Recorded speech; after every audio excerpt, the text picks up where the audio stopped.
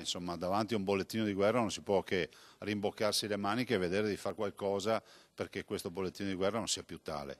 L'incontro dell'altra sera con i segretari regionali dei sindacati era stato convocato prima dell'incidente di domenica alle acciaierie venete, ma inevitabilmente è stato segnato da quanto accaduto a Padova.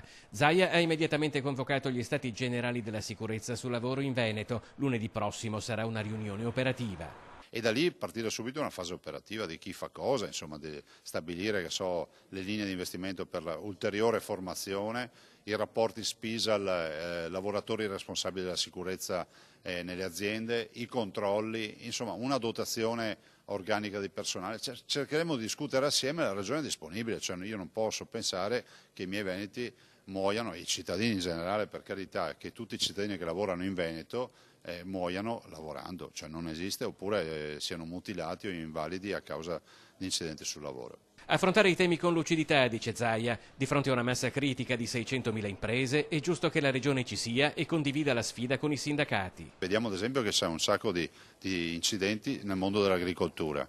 Questo ci fa capire che forse il tema della formazione rispetto ai cappottamenti dei trattori, le barre antinfortunistiche e quant'altro sono uno dei grandi temi, piuttosto che i cantieri edili, altro tema nel quale ci sono incidenti e così via. Quindi direi senza criminalizzare e generalizzare e senza assolvere nessuno si deve affrontare il tema.